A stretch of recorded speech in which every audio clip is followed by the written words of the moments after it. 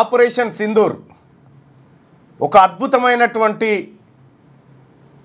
కార్యక్రమాన్ని నిర్వహించింది. యావత్ భారత జాతి కూడా ఒక్కతాటిపైకి వచ్చి ఆపరేషన్ సింధూర్కు తిలకం దిద్దింది. దేశవ్యాప్తంగా సంబరాలు. అసలు పాకిస్తాన్ అనేటువంటి ఉగ్రదేశం అంతుబట్టాల్సిందే, అంతు చూడాల్సిందే అనేటువంటి నినాదాలు మారుమోగుతూ ఉన్నాయి. పార్టీలకు అతీతంగా, కుల మత భేదాలకు అతీతంగా ప్రజలందరూ భారత ప్రభుత్వానికి అండగా నిలబడ్డారు. మొత్తం ఈ ఘటన అనేకమైనటువంటి విశ్లేషణతో మీడియా సంస్థలు తమ రిపోర్ట్లను రిలీజ్ చేసినాయి. ప్రధానంగా కొన్ని విషయాలు, పాకిస్తాన్లో ఉన్నటువంటి 9 ఉగ్రవాద సంస్థలకు సంబంధించినటువంటి స్థలాలు ఏవైతే ఉన్నాయో వాటిపైన దాడులు చేయడం జరిగింది. బార్డర్ నుంచి దానికి అనేకమైనటువంటి టెక్నాలజీ వాడారు. డ్రోన్ లాంటివి పంపించి పరిస్థితిని అనలైజ్ చేసి అక్కడ ఎవరున్నారు ఏం కథ అనలైజ్ చేసి అక్కడ బాంబులు పేల్చడం, క్షిపణులు ప్రయోగించడం, తద్వారా ఆ ఉగ్ర స్థావరాలను మట్టుబెట్టడం కార్యక్రమాలు దిగ్విజయంగా చేశారు. So hats off to India and Indian government కూడా. విపక్ష పార్టీలకు కూడా ధన్యవాదాలు తెలియజేయాలి. ఇటువంటి సందర్భంలో మీరు పార్టీలన్నీ పక్కకు పెట్టి ఒక్కటయ్యేటువంటి తీరు ఈ దేశ ప్రజలకు చాలా నచ్చినటువంటి అంశం. అయితే ఈ పహల్గామ్ దాడికి సంబంధించినటువంటి అంశంలో 4-5 ముష్కర్లు పాల్గొన్నారు, ఉగ్రవాదులు పాల్గొన్నారు. ఏప్రిల్ 22న జరిగినటువంటి ఘోర దుర్ఘటన యావత్ దేశాన్ని, భారతదేశాన్ని ప్రేమించే ప్రతి ఒక్కరిని కలవరపాటుకు గురి చేసింది. అయితే ఈ ఘటనకు కారణమైనటువంటి వ్యక్తులు ఎక్కడున్నారు ఇప్పుడు? అంటే పాకిస్తాన్లో ఉన్నటువంటి ఉగ్ర స్థావరాలను మనం వివిధ టెక్నాలజీ ద్వారా అనలైజ్ చేసి కరెక్ట్గా వాళ్ళ ఇళ్లలోనే మనం బాంబులు వేలేటట్టు చేసి వాళ్ళని హతమారుస్తున్నటువంటి సందర్భంలో వీళ్ళను మనం పట్టుకోవాల్సినటువంటి అవసరం ఉండే. ఇప్పుడు ఎక్కడున్నారు, ఏం చేస్తున్నారా? 4 ఇప్పటి వరకు వాళ్ళ ఆచూకీ దొరకలేదు. దానికి ఎన్ఐఏ అనేకమైనటువంటి ప్రయత్నాలు చేసినప్పటికీ వాళ్ళ ఆచూకీ కనిపెట్టలేకపోతూ ఉన్నారు. కారణాలు ఏందో తెలవాల్సినటువంటి అవసరం ఉంది. వాళ్ళు ఇంకా ఇండియాలోనే ఉన్నారా, ఎక్కడ పోయారు, ఏం కథ అనేది మరోవైపు చర్చ జరుగుతూ ఉంది. ఏదేమైనప్పటికీ కూడా భారతదేశం ఇవాళ మా తెరువు ఎవడైనా వస్తే వాని అంతు చూస్తామనేటువంటి మాట చెప్పడం జరిగింది. అసదుద్దీన్ ఓవైసీ గారు ఒక అడుగు ముంగటికేసి పాక్ ఆక్రమిత కాశ్మీర్ తిరిగి భారత్లో చేర్చుకోవాలనేటువంటి మాట చెప్పిండు. దానికి అవసరమైన చర్యలు భారతదేశ ప్రభుత్వం చేపట్టాలని చెప్పడం మంచి మాట. ఎస్, ఆక్రమిత పాక్ ఆక్రమించినటువంటి కాశ్మీర్ ఏదైతే ఉందో, మనకు కాశ్మీర్లో మన ఇండియా మ్యాప్లో చూపిస్తున్నట్టుగా పరిస్థితులు లేవు. మనం ఒకసారి ఇండియా మ్యాప్ను చూసుకుంటే అసలు ఎటుపోయింది ఇది?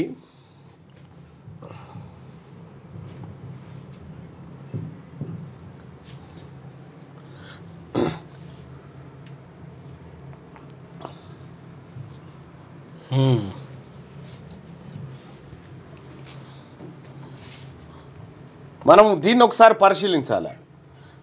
ఇక్కడ పాకిస్తాన్, ఈ గ్రీన్గా ఉన్నటువంటి ప్రాంతం అంతా పాకిస్తాన్ ఆక్రమించినటువంటి కాశ్మీర్. ఇదంతా పాకిస్తాన్ ఆక్రమిత కాశ్మీర్.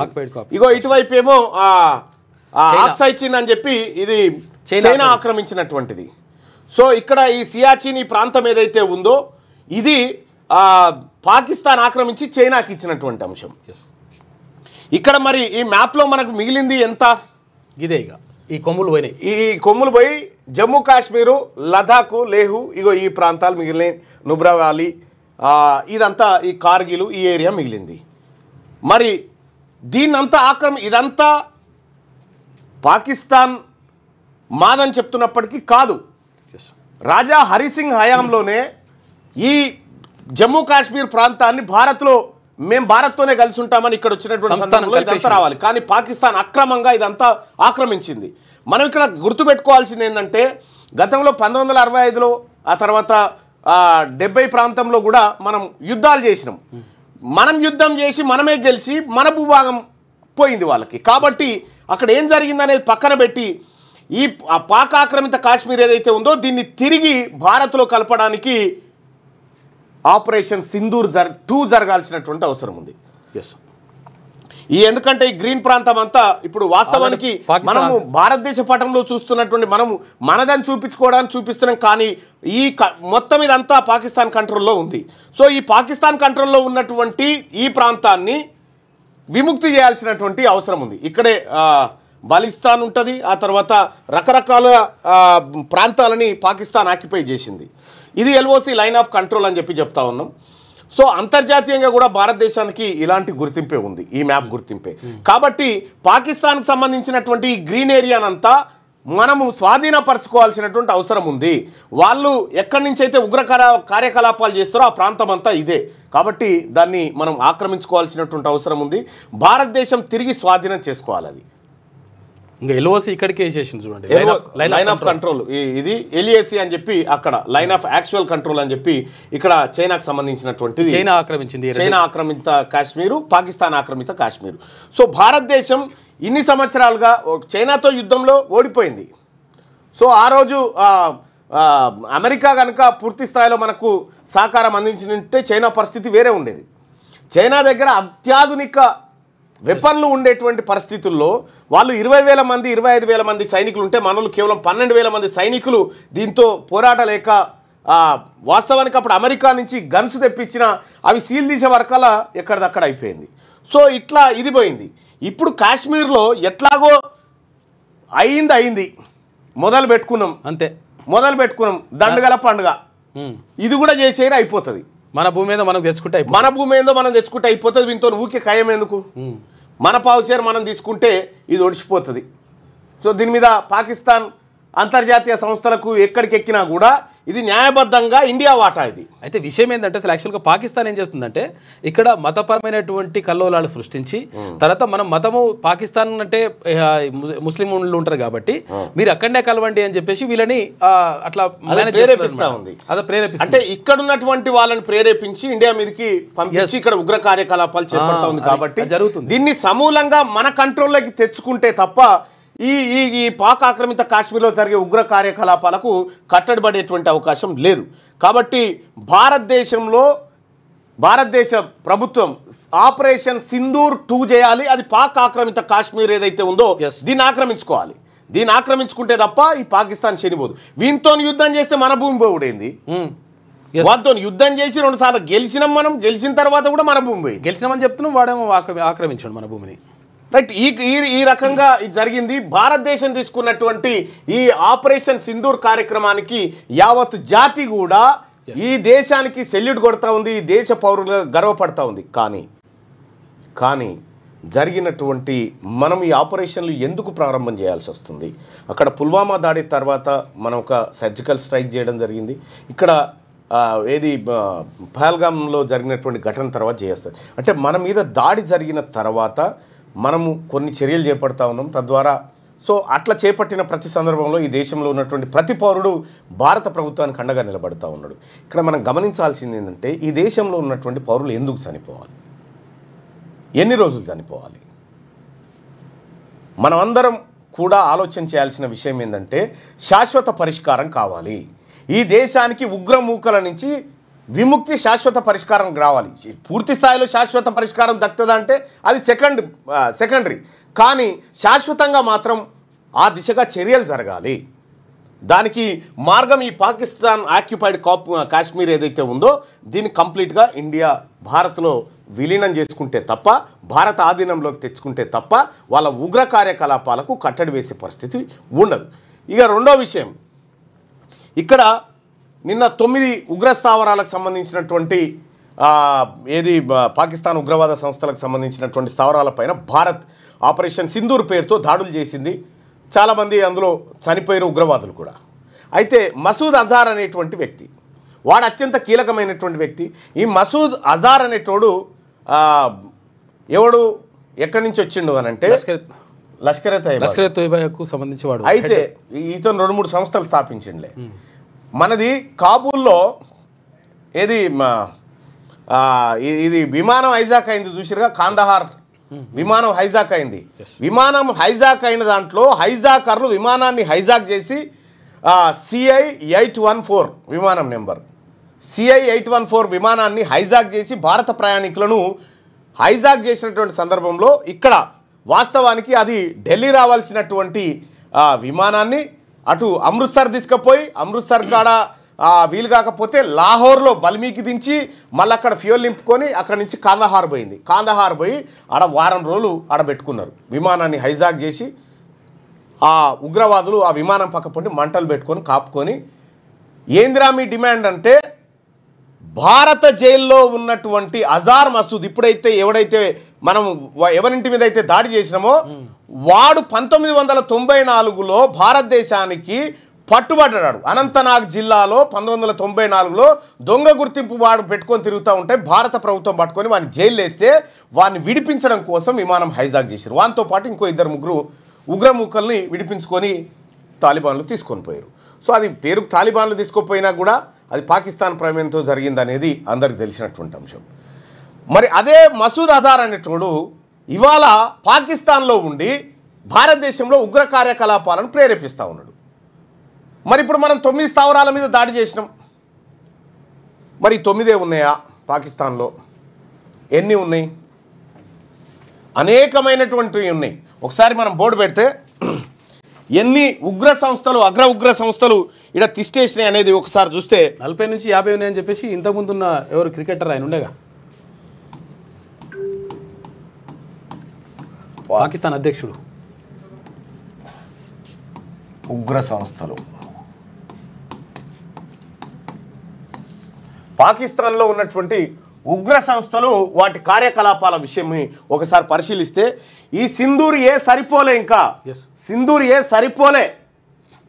సింధూర్ ఒకటి మొత్తం మనకున్నటువంటి ఏది లెక్కల ప్రకారం చూస్తే కాంగ్రెస్ రీసెర్చ్ సర్వీస్ దేని లెక్క ప్రకారం అంటే CRS ఈ దాని ప్రకారం పాకిస్తాన్లో ఉన్నటువంటి ఉగ్రవాద సంస్థల గురించి ఒకసారి చూస్తే తెహ్రీకే తాలిబాన్ పాకిస్తాన్,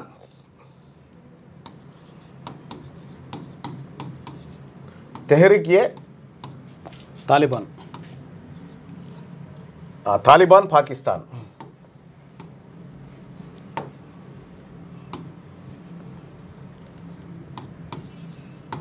తాలిబాన్ పాకిస్తాన్ ఇదొక ఉగ్రవాద సంస్థ. ఈ ఉగ్రవాద సంస్థ 2007లో ఏర్పడ్డది. ఇది ఆత్మాహుతి దాడులు బాంబు దాడులు చేసేటువంటి అత్యంత తీవ్రమైనటువంటి ఉగ్ర సంస్థ. ఇక రెండవది లష్కరే తోయిబా.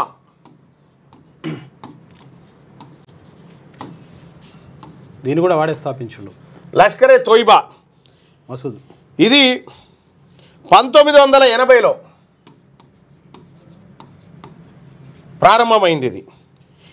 ఇది ముంబై దాడులు చేసిన ఘటనలో ఉంది. ఆ తర్వాత అనేకమైనటువంటి కార్యకలాపాలు చేసి ముంబై దాడులతో పాటు పార్లమెంటుకు సంబంధించినటువంటి అటాక్, జమ్మూ కాశ్మీర్ అసెంబ్లీ అటాక్ను చేసిన దాంట్లో ఇది ఉంది. ఇది దీనికి సంబంధించి జమాత్ ఉద్ దావా ఇది ఎట్లా కార్యక్రమాలు చేస్తుందంటే జమాత్ ఉద్ దావా అని చెప్పేసి జమాత్ ఉద్ దావా అయితే దీన్ని మనం అప్పట్లో పేపర్లలో జమాత్ ఉద్ దావా అని చదువుకునేటువంటి వాళ్ళం. దీన్ని లష్కరే తోయిబా యాక్చువల్గా తయబా అంటారు. లష్కరే తోయిబాకు సంబంధించినటువంటి దాని గురించి జరుపుకున్నాం. ఇక మూడో ఉగ్ర సంస్థ ఏంటంటే Jaish-e Mohammed.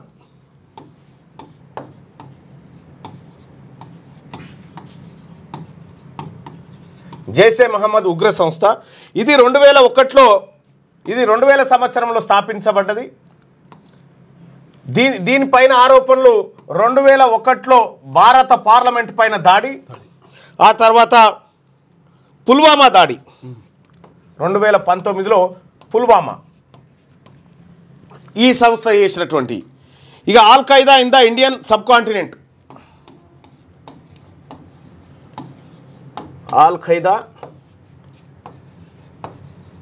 In the Indian sub continent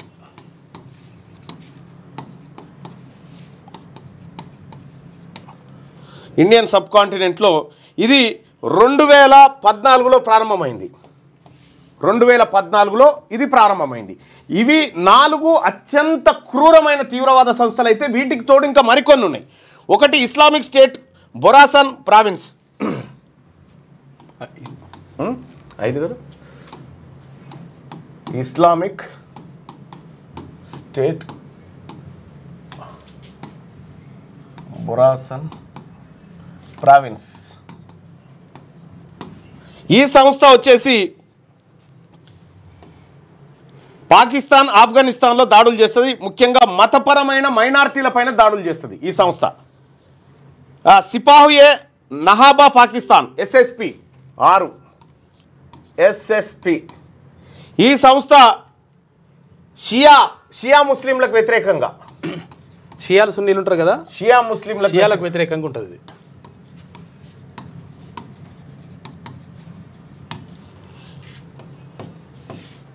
Hizbul ముజాహిద్దీన్ అని ఇంకోటి ఉంటుంది. ఇంకోటి 7వది వచ్చేసి లష్కర్-ఏ జంగ్వీ. లష్కర్-ఏ-జంగ్వీ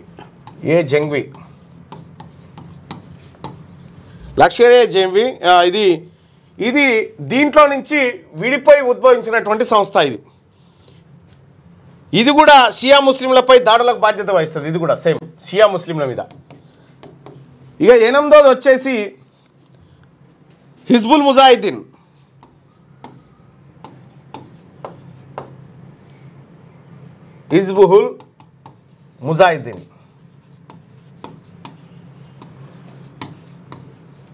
ఇది 1989లో స్థాపించబడ్డది.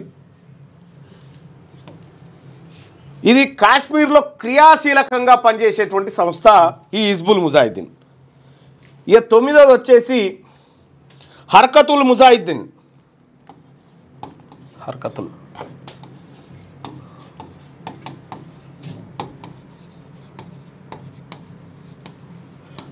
హర్కతుల్ ముజాహిద్దీన్ ఇది గతంలో హర్కతుల్ అన్సార్ లెక్క అన్సార్ అని పిలిచేది దీన్ని. ఇక ఆ తర్వాత ఆల్ బద్ర్ అని ఇంకోటి ఉంటుంది. 11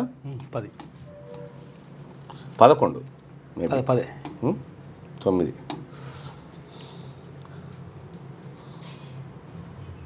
హర్కతుల్ జియా ఇస్లామీ. ఇవన్నీ అవే సంస్థలు, ఉగ్ర సంస్థలే. ఇస్లామిక్ ఇవన్నీ ఉగ్రవాద సంస్థలు. ఇప్పుడు పాకిస్తాన్లో సజీవంగా ఉన్నటువంటి సంస్థలు ఇవన్నీ. ఇది 1980లో స్థాపించబడ్డది. ఇక తర్వాత 11 వచ్చేసి ఆల్ బద్ర్.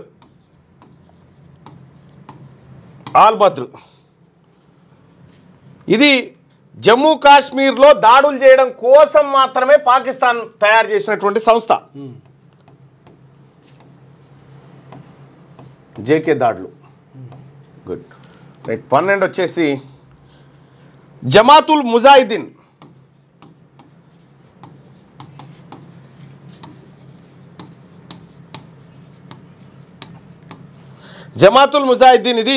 ఇది కూడా కాశ్మీర్లో పనిచేస్తున్నటువంటి మోతాదు చిన్న ఉగ్రవాద సంస్థ ఇది. ఆ తర్వాత బలూచిస్తాన్ లిబరేషన్ ఆర్మీ.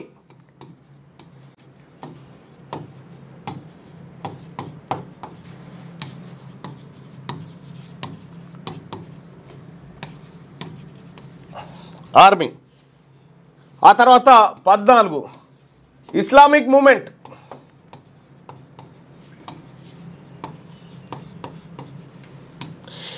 వీటితో పాటు మొత్తం పాకిస్తాన్లో గుర్తించినటువంటి సంస్థలు 30 ఉగ్రవాద సంస్థలను గుర్తించితే అనధికారికంగా 150 వరకు ఉగ్రవాద సంస్థలు ఉన్నాయి.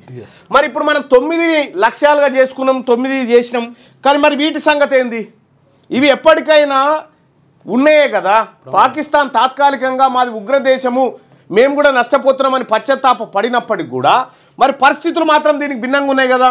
కాబట్టి వీటన్నిటిని ఖతం చేయాల్సినటువంటి అవసరం ఉంది. ఇవి ఇప్పుడు బలూచిస్తాన్ లిబరేషన్ నిజంగా ఇప్పుడు మనం ఒక ఫోటో చూసుకున్నాం కదా, ఇవన్నీ ఈ బలూచిస్తాన్ ఈ ప్రాంతం అంతుంది కదా, నిజంగా పాకిస్తాన్దే అయితే మరి లిబరేషన్ ఆర్మీలు ఎందుకు పుట్టుకొచ్చినాయి? పాకిస్తాన్ అయితే లిబరేషన్ ఆర్మీలు ఎందుకు పుట్టుకొచ్చినాయి, ఈ సంస్థలన్నీ ఎందుకు పుట్టుకొచ్చినాయి, మరి వీటికి డబ్బులు ఎక్కడి నుంచి వస్తూ ఉన్నాయంటే కంప్లీట్గా పాకిస్తాన్ వీటిని ప్రేరేపిస్తూ ఉంది. వీటికి ఫండింగ్ చేసేదంతా పాకిస్తానే.